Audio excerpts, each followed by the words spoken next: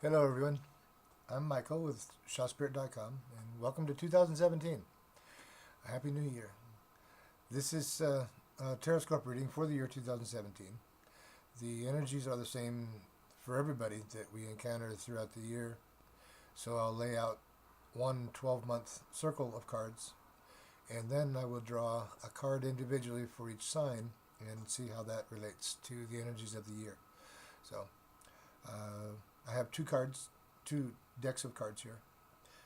Tarot Apocalypsis, which is my brand new deck. I really haven't used it a whole lot yet, so it's 2017, a year of beginnings. I thought this was a great time to step into and break out those cards. So, new beginnings, new cards. Thank you for this Christmas gift. Appreciate that. It's a beautiful deck. It really is. And my other deck that I've got is Tarot Illuminati. I've had it for quite some time, and it's another very beautiful deck. But I'll draw the card for each sign from that deck. So if the card already in play, if the card is already in play for the months of the year, a second deck will let that card also possibly come through again if need be. Spirit's choice. Okay. So, anyways, 2017. Here we go. I'm going to change this camera angle here thing and minimize me and focus on the cards here. We'll shuffle and get started. So, like I say, this is Tarot Apocalypsis. My brand new deck. Christmas present. Thank you. Set that. And this is the Tarot Illuminati that I'll be using for the signs. So, and the beautiful deck, both by the same person, the same pair of people, Kim Huggins and Eric Dune. If you're interested. So, let's get started. I'm not going to be using reverse cards in this reading of the year energies, because the energies will come as they are, and how we react to them either is the negative or the positive aspect, I guess you'd say, the reverse aspect of a card. So if a card does come up in reverse, I will turn it around right now. Now, as far as the signs go, I haven't fully decided. Well, I'm just going to let that pretty well, as they come out, leave it be. So I guess if it is a reverse card in the sign, then that's what we're going to work with.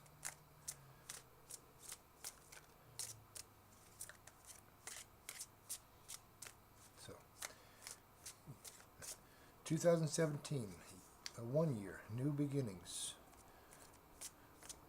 Focus on ourself. Ones are always about ourself, individual, as well as the new beginnings too. But they cause us to look at our aspect, our energies, and what we contribute to a situation. So, okay, I'm going to start January on the left. Ooh. This deck, by the way, has one additional card. It's kind of like the God card. January started off with the Gifted. Most tarot decks have 17 cards. I'm sorry, wow, 78 cards. This one has 79 cards. That one additional. There's April. Let me move these cards where we can fit them all in. And it comes May, and June, July, August, September, October, November, and December. take a moment to look at these cards myself and kind of get acquainted and familiar with what's here, and then we'll talk about the energies of the year, and then we'll break away into the individual signs. So January, we start off with the card, the All Gifted. I'm not sure if that's, hopefully that's coming through clear. There, yeah. So that's the God card in this deck. The divinity, the power, the source, however you want to refer to, be masculine, feminine energies both combined. It's neither. It's just the raw source of manifestation power, which for the January, the first month in a 1 year, that just begins us telling us that everything is limitless. All possibilities are there, and it's the seed. What do you want to grow? Where do you want to go with this? What do you want to do? Use your imagination. Reach into your soul. Reach into your heart. Your deepest desires, your dreams, your aspirations, inklings of job endeavor, whatever this is. Your creativity. Just use it to its fullest in January, and see where it goes from there. February, we have the Hierophant. The Hierophant is about tradition and questioning what we're doing, why we're doing what we're doing, if that makes sense. We have many traditions. Some traditions we fully understand why we do them. Other traditions we only do because that's just the way we've always done them.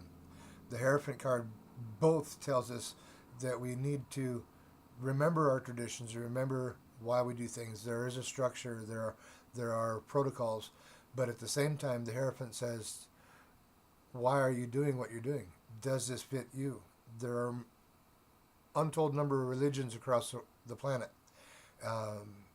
They all have a basic common theme, underlying current, which is love your neighbor, right? Do good.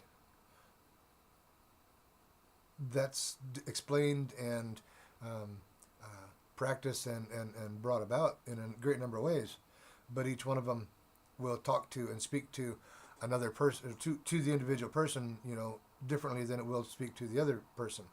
Their traditions are great for them, but they're not my traditions. Your methods fit you, but my methods fit me. It's I like to use a lot of references and what do you call them, metaphors and parables and stuff like that when I talk and explain. So it's like you and your friend. Okay, your friend really is into anime, and you're really into steampunk. Well, he's not going to get what you get out of steampunk, no matter how hard you try to explain it. So you let him do his anime, and you do your steampunk, and be at peace and respectful of each other, and go forward. The Hierophant, though, is the Pope. He's the religious leader. Another thing about the Hierophant, he's the Pope. He's the officiant of ceremonies. The Hierophant could imply marriages, or it could imply you becoming this officiant in one direction or other. Either you're the guy doing, or the woman. I'm sorry. Anyways, backing off all that, I stutter a lot too, so bear with me.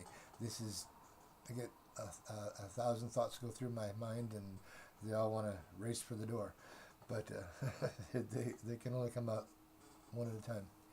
The Hierophant, though, it also speaks of knowledge passed down from one to the next. So there's a cause in here to reflect upon your ancestry,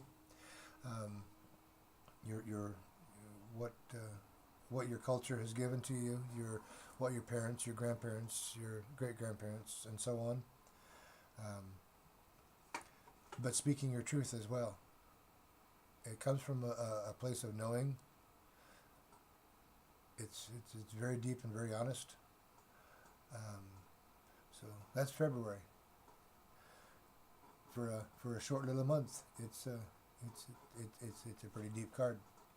So March we have Ace of Wands. Show that up there like that. Ace of Wands is a card of inspiration and creative inspiration, creative spark, new endeavors. You've been all of a sudden had this strong desire to start something. Aces are opportunities, so but all opportunities, they don't do us any good unless we grab a hold of them. So we need to make sure we watch for opportunities come in March.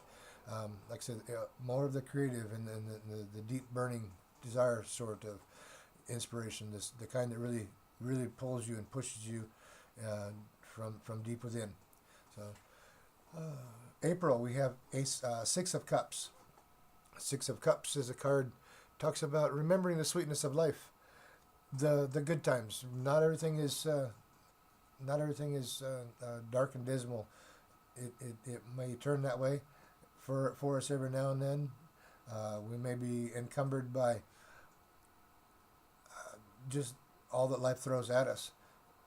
Six of Cups is a card that tells us to pause and reflect about what it is that makes us happy and do that. To take a break from adulting and be a kid again. Guessing that with everything so far that's led up to through April in the year, the all gifted is such that creative burst and that power and inspiration, that urge to jump forward and do something. Everything's so excited. The Hierophant in really looking at what's going on in your life, or what you want to bring forward, and why you do what you do, and all of this deep, heavy contemplation of that. The Ace of Wands, that creative inspiration to really get going more, moving forward with it. And then the Six of Cups comes along. It tells us, yeah, but slow down a minute. And it's not all work. It's not all, the Ace of Wands, you may have encountered a lot of, what do you call them? Obstacles, or it wasn't quite as easy to put things forward as you thought it might be in the beginning. But Six of Cups tells us to slow down, take a break, smell the flowers, play a little bit, and move on to the next. Six of Swords for May. Six of Swords is a card that talks about coming to terms with what works for us and what doesn't work for us. It's swords, so it mostly has to do initially with the thought processes, the ideas that we've got, again, traditions, back to the Hierophant, how it talks about that. The Six of Swords is a card that talks about letting go of the old so you can move forward unencumbered to the new, and eventually, peace and a better life, so to speak. The Six of Swords isn't really an easy one to process and work through, but it is one that we all have to do periodically, and we don't have a choice when that happens. It just happens. So May has that bit of energy. The Eight of Pentacles is what comes for June. Eight of Pentacles is a card of learning, studying diligently, really mastering or attempting to master the lessons or the trade or what it is that we hope to move into as far as our profession or lessons that we're supposed to be learning and whatnot like that. Eight of Pentacles also tells us that through our efforts, we are becoming that master. Through our efforts, we will gain the knowledge and the mastery of whatever it is that we're working for. Maybe it's the letting go of the lessons that we, or the ideas and traditions that no longer served us back in May, or the Six of Swords. Eight of Pentacles says, keep at that. You're gaining on this, and your rewards will follow. For July, we have Three of Pentacles. Three of Pentacles talks about everybody's part of the whole. You have your place in this. Maybe that what you are mastering in the Eight of Pentacles of June is coming to where you step into your position to put forward your efforts, or your fair share, yours, picking up your responsibilities, and working together with somebody individually, or working as a group or community as a whole, globally maybe, and making your mark, and making a lasting difference. Okay. Everybody has their part to play, and that's the Three of Pentacles. Ace of Swords. Another opportunity comes in. Let's see. This is August. Ace of Swords is creative, or not creative, not so much. It's that spark of a new idea. The light comes on, kind of a thing. Like, wow, I know how to do this now. Let's try it like this, and this is your opportunity to grab a hold of and put that into action. As I said before, with that Ace of Wands from March, aces are opportunities, and they only come so often, and when they do come, we need to grab a hold of them and make use of them. I say they come so often. Opportunity happens every instant. Major opportunities only come so often. So then we have September. September, is it? Oh, am I right? September, August, September. Yeah, September. So, okay, I'm caught up. September is Prince of Cups. You see here. Okay, Prince of Cups. He's he's just like Cupid here. He's romantic. He's a lover. That's for sure. Might be a new this Ace of Swords may lead to that opportunity. May lead to a new meeting, or a new way to do your current relationship, something like that. Cups, I will say, also have to do with our spiritual aspect. From way back in February, we've been going through learnings and inspirations, and letting go of the old, and working for and mastering and whatnot. Well, the Hierophant does talk about the spiritual aspect too. So Prince of Swords, we'll have to see how it plays out per sign, but it's going to be more of a heartfelt, internalized month. Feelings are going to be on the rise for for September. So then we move to October. October is the Magician. The one card. It's second card in the deck, but its number is 1. So it's great to go right along with that 1 year. It amplifies that new beginnings, and that creativity, and that new, manifesting energies. Here's the Magician. So, the Magician, he's got all the whole of everything is at his disposal, so long as his focus is put to where it needs to be, concentrating on the outcome. He's got all the resources he needs. He's he's what brings them all together, and let's realizes his creative sparks from before. Okay, back in March. Maybe this is where it's finally coming to fruition there, putting it into play, or the realizing it.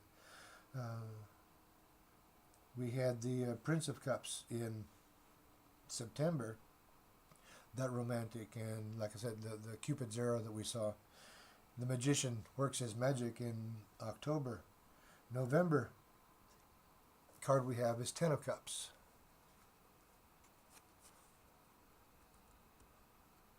Ten of Cups talks about contentment and happy home life and really feeling emotionally nourished and fulfilled.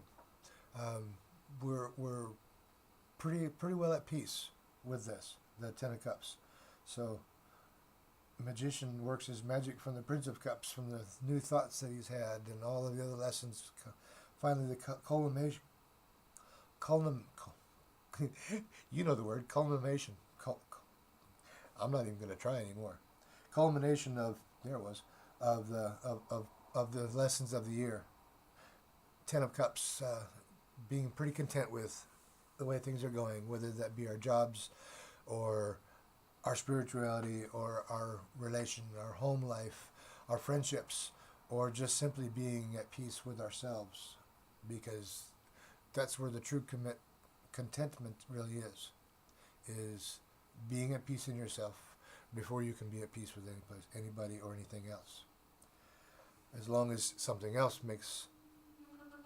is your source of the contentment, then you're always going to be reaching and striving, and you're never really going to be at peace, because at any one moment somebody can go away, that something can go away, and you're left in upheaval again. So the Ten of Cups really speaks about what's in here and being content and at peace with yourself first, and then outwardly. Now, November. Wait a minute. I think I might have messed up here. January, February, March, April, May, June, July, August, September, October, November. That was November. I'm sorry. Okay, that was November. Everything's right. I'm good. December. What a heck of a way to end the year. Three of Cups. Three of Cups is celebrations. Everybody's happy. It's group celebrations. It's festivities and gaiety and sharing of joy. It's we'll see where that goes. But either way it goes, this looks like a wonderful year for everybody involved. There will be our individual lessons, and we'll just have to see where it goes, right? Okay. Now we'll get on to drawing of the signs.